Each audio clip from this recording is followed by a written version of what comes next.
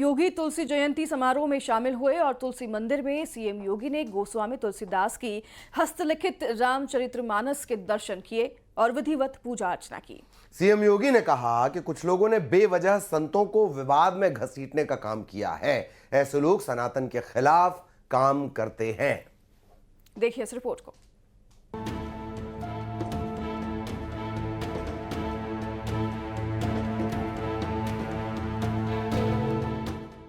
चित्रकूट में सीएम योगी तुलसी जयंती समारोह में शामिल हुए। उन्होंने तुलसी मंदिर पहुंचकर गोस्वामी तुलसीदास की हस्तलिखित रामचरितमानस के दर्शन किए और विधिवत पूजा अर्चना की। सीएम योगी ने संत मोरारी बापू की कथा में भी शिरकत की। इस मौके पर श्रद्धालुओं की भारी भीड़ मौजूद रही। इस मौके पर सीएम योगी ने सनातन पर कहा कि कुछ लोग संतों को बेवजह विवादों में खींचना चाहते हैं। अनावश्यक रूप से पूज्य संतों को विवादित करने का प्रयास होता है, अनावश्यक रूप से, क्योंकि जिनका पूरा जीवन ही विवादित है वे पूज्य संतों को भी विवादित करने का प्रयास करते हैं।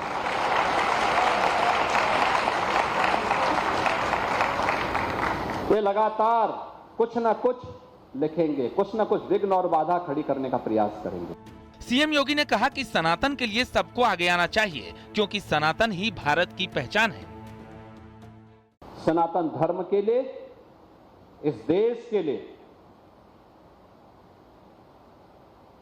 भारत की एक समृद्ध विरासत के संरक्षण के लिए हम सबको मिलकर के कार्य करना होगा, मिलकर के काम करना होगा।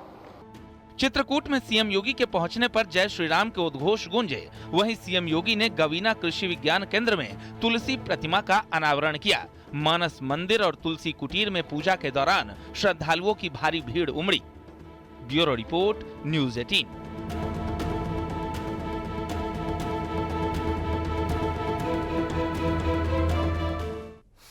अमेरिका के राष्ट्रपति डोनाल्ड ट्रंप ने भारत के खिलाफ ट्रेड वॉर का बिगुल बजा दिया है।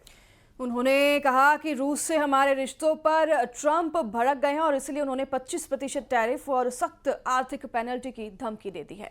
जवाब में भारत ने भी ट्रंप की इस धमकी के खिलाफ कूटनीतिक और व्यापारिक मोर्चा संभाल लिया है।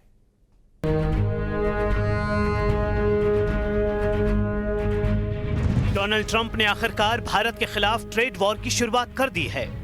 1 अगस्त से अमेरिका भारत के एक्सपोर्टेड प्रोडक्ट्स पर 25% टैरिफ लगाएगा और उस पर पेनल्टी भी।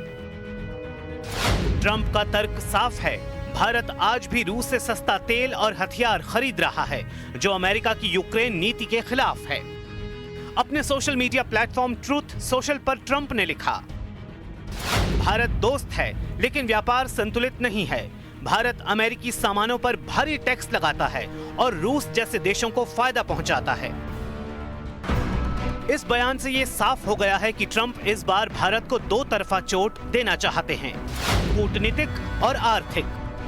यानी भारत को मिलने वाला फायदा खतरे में है।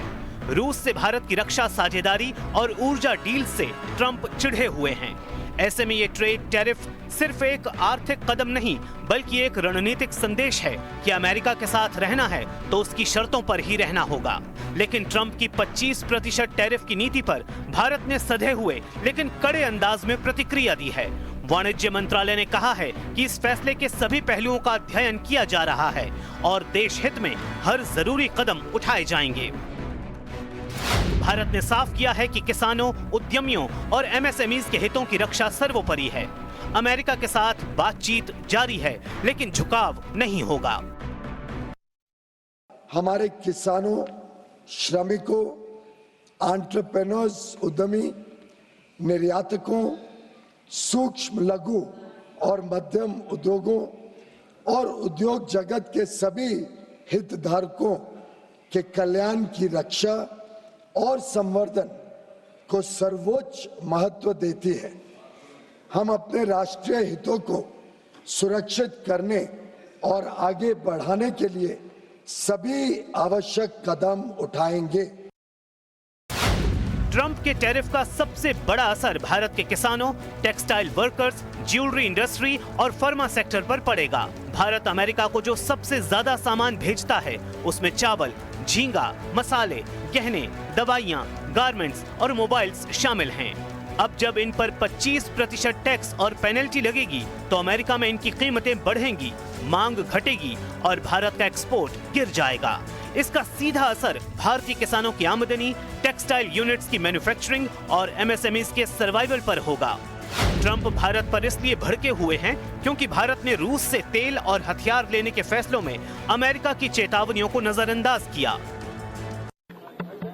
I mean, everybody knows this, except the Prime Minister and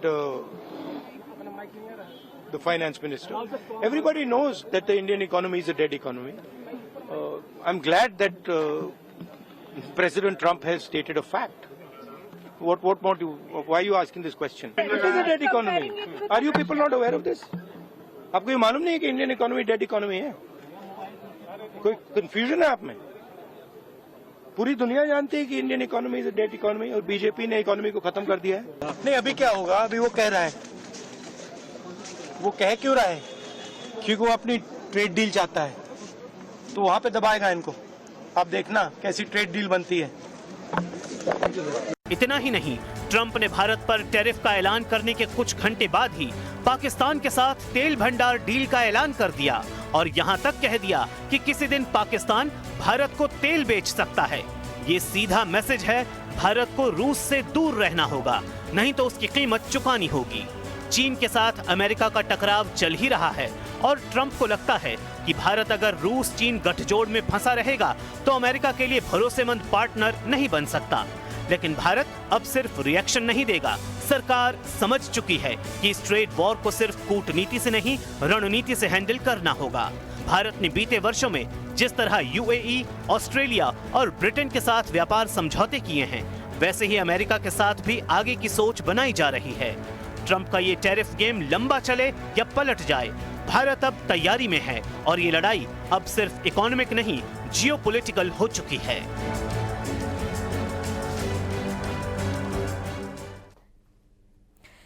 Delhi के जवाहरलाल नेहरू यूनिवर्सिटी में एक बार फिर से हंगामा खड़ा हो गया है। इस बार मामला शाकाहार और मांसाहार से जुड़ा हुआ है। दरअसल जेएनयू के माही मांडवी हॉस्टल मेस में वेज नॉन वेज खाने के लिए अलग अलग जगह तय करने का एक पोस्टर लगा था और इसके विरोध में जेएनयू छात्र संघ में लेफ्ट से जुड़े पदाधिकारियों ने मोर्चा खोलते हुए जेएनयू कैंपस का भगवाकरण करने का आरोप लगाया है, जबकि एबीवीपी से जुड़े नेताओं ने इसे शाकाहारी छात्रों का हक बताया।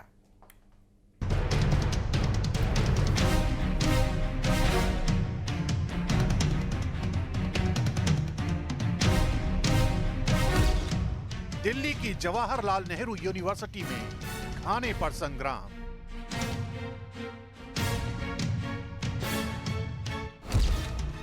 जेएनयू में वेज और नॉन वेज को लेकर विवाद। जेएनयू में खाने को लेकर आयसा और एबीवीपी में तकरार। देश का प्रतिष्ठित विश्वविद्यालय एक बार फिर से चर्चा में। एक बार फिर से कैंपस में एक अलग ही जंग छिड़ गई है। इस बार मुद्दा वेज और नॉन वेज के खाने को लेकर है। दरअसल